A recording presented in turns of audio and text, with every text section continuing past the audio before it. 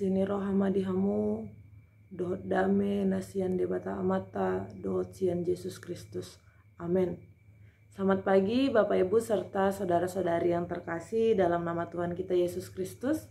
Firman Tuhan yang menjadi renungan bagi kita pada hari ini, hari Kamis tanggal 5 September 2024, diambil dari Mazmur 42 ayat yang ke-7.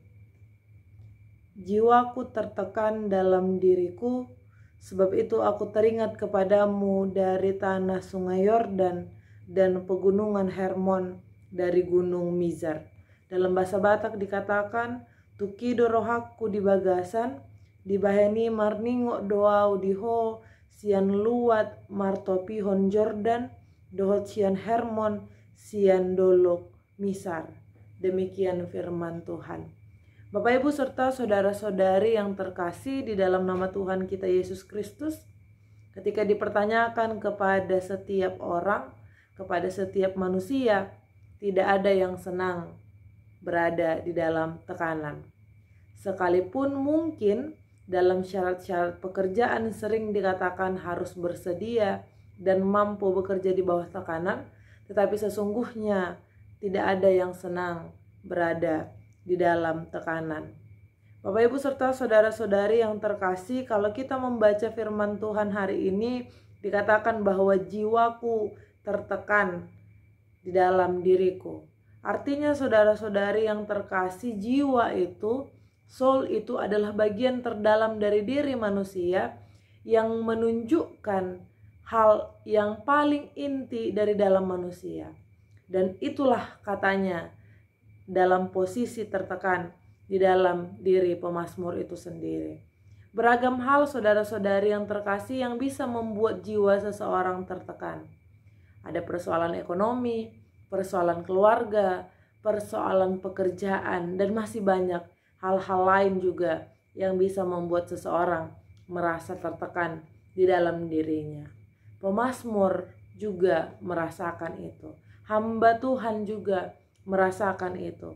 Ketika Daud sedang berada di dalam pelarian karena dia dikejar-kejar oleh musuhnya, dia merasa dirinya sangat tertekan, jiwanya sangat tertekan, dan muncullah ini sebagai ungkapan hatinya bahwa ketika dia merasa tertekan, dia mengingat, dia teringat kepada Allah. Bapak Ibu serta saudara-saudari, kita dapat membaca dalam hal ini dikatakan bahwa saat itu dia sedang berada di tanah sungai Yordan dan pegunungan Hermon dan gunung Mizar. Saudara-saudari yang terkasih, kalau kita meneliti, kita melihat dari sisi Alkitab, arkeologi Alkitab, maka kita dapat melihat bahwa tempat ini cukup jauh dari Sion, dari Yerusalem.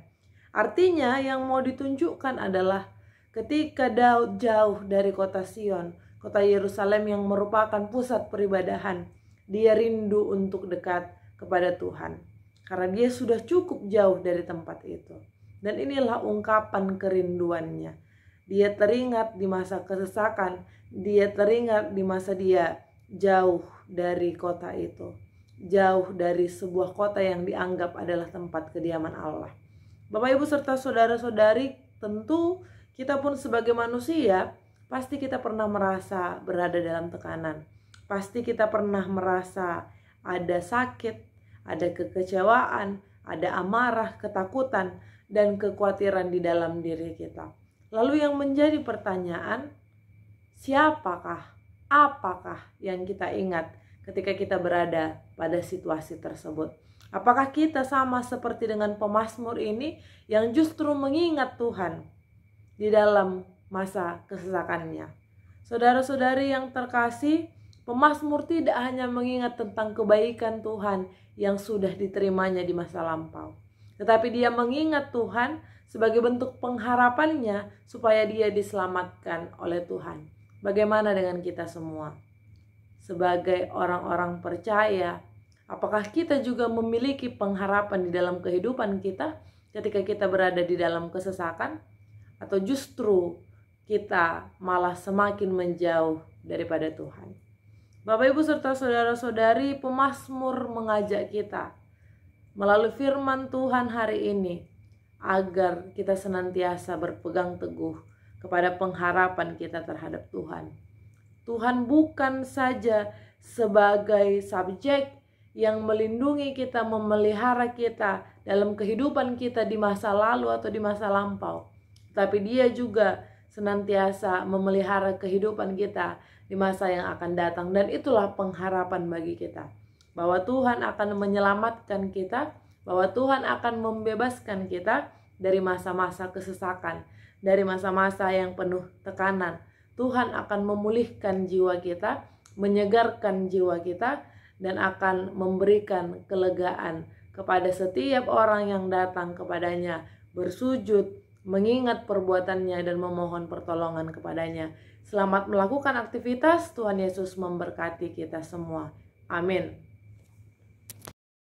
Kasih karunia dari Tuhan Yesus Kristus serta kasih setia Allah Bapa dan persekutuan Roh Kudus memberkati dan menyertai kamu sekalian hari ini, esok, dan sampai selama-lamanya. Amin.